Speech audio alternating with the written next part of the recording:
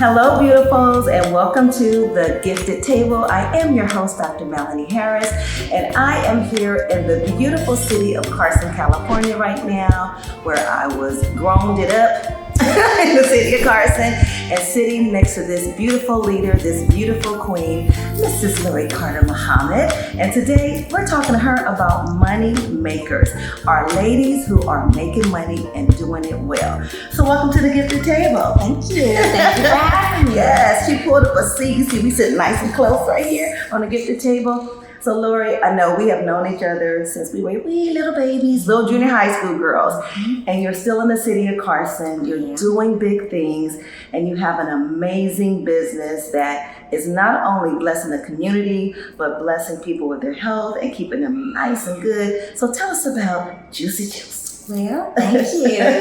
Juicy Juice is a full-service juice bar and bookstore. We took over Smiley's bookstore that's also been in the community forever. We merged them, made them one, and we offer fresh juice, non-dairy smoothies, salads, sandwiches, and our book selection is hand-picked to make sure we have all the books that are not available in the big bookstores. So tell me this, what was it that inspired you to want to even start Juicy Juice? The short version of the story, I have a science degree from Loyola Marymount, and I initially anticipated going to medical school.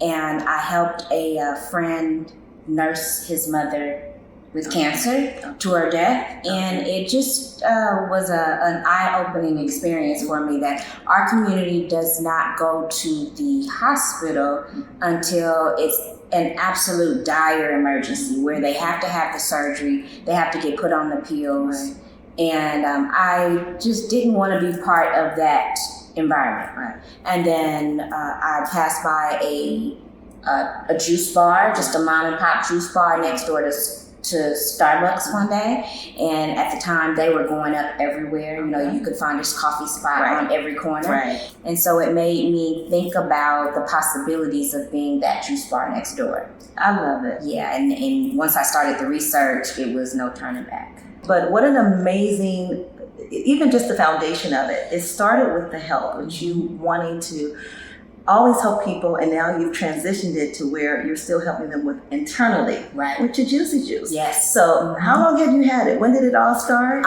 This all started in 2001. Yes. And so it's been over 20 years now. It's grown, girl. It has grown. It's grown. It's 21. It's grown. It was definitely a labor of love. It has been an interesting road and journey, but I would not trade it for anything. How receptive was the city of Carson to you putting this juice bar in?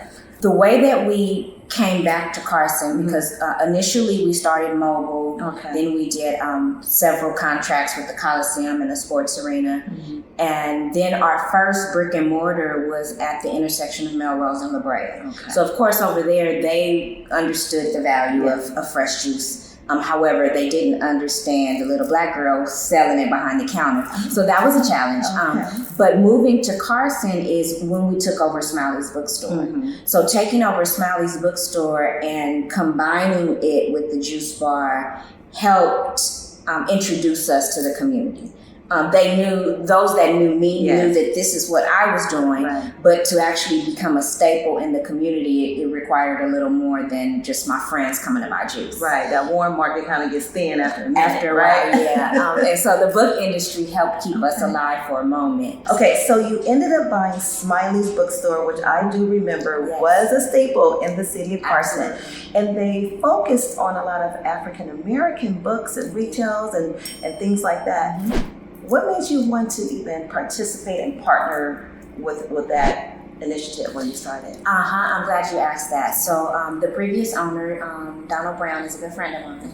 And when it was closing, we all grew up with Smiley. So when it was closing, he gave me a call and said, hey, I know you want to put a Juicy Juice in Carson. Our space will be available. And I said, oh no, that bookstore needs to stay open. He said, well, we're leaving, but you can stay. And if you keep it, I'll gift everything in there 2 years. No way. It was really important because at the time, this was 2007, Okay. and at the time, our Black authors were still not in the big box bookstores. You may have had Eric Jerome Dickey at the time. Even Harris, maybe. But all the others. Yes. So that was an outlet for local authors and self-published authors throughout the country.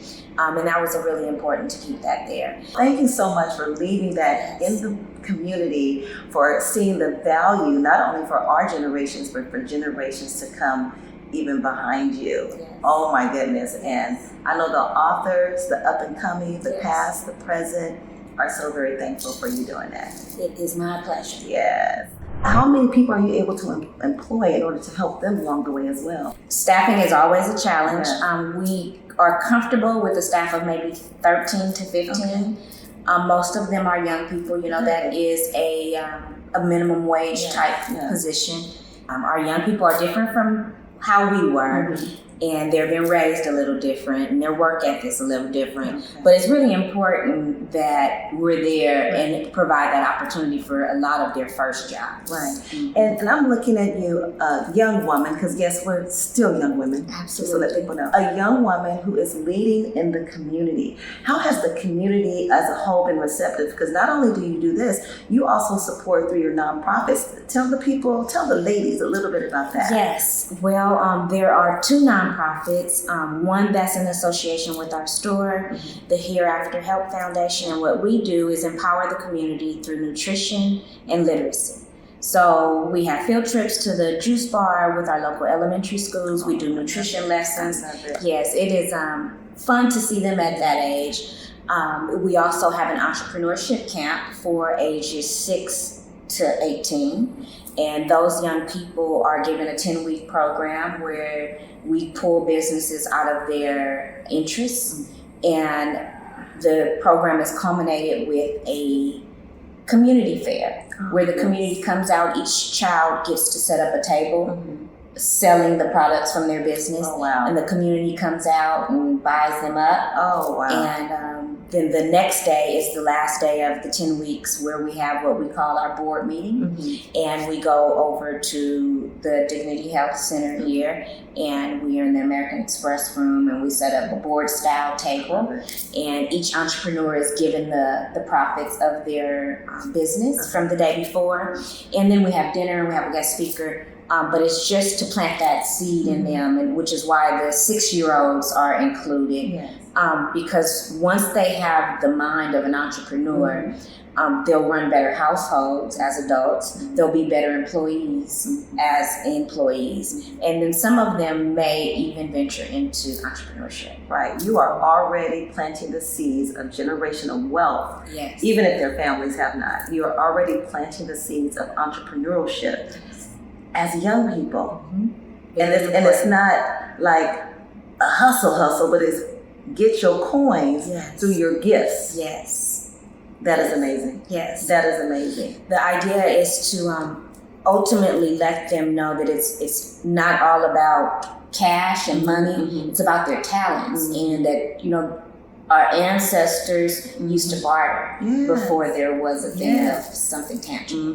So we may end up that way in the near future. You never know, I tell you. And your collaboration with local businesses and people within the community, you are planting your name everywhere. You really are. You really are. And people need to flock to Juicy Juice. So what's your other one that you do? So you have the one with the young people. And then the Carson Community Schools Education Fund. Okay. So recently, the last few years, LAUSD split their schools into community schools. And so all of the schools in Carson are in what is called the Carson Community Schools. And the very first year that they did that, the young lady that they put in charge, which was over all 21 schools, was also a Carson resident. I had not met her before this, but when I went to let her know what I had in Juicy Juice and the entrepreneurship and nutritional education to see how we could support her, she was painting her facility herself. They had given her bungalows over at Carnegie. Wow. And was like, I'll figure it out. And just her drive was so contagious. Yeah. And I wanted to help her. Mm-hmm. And we in Carson are very unique that our community is surrounded by businesses. Yes. And big business. Yes, it is. Gas company is big business. And I knew that there was an opportunity that we can put together a nonprofit to specifically help her. And not just with, getting her room together, but there's red tape that LAUSD would send her through to, award the teachers. There's a real fine line of what she can do and what she would need. Sometimes schools need walls painted or they need laptops. And we're not at the top of the list. But we didn't have to be. Like some of the other schools and other communities, the school is not what takes care of it. They're outside nonprofits that support their school. So I thought that was an opportunity for me to create one to support here.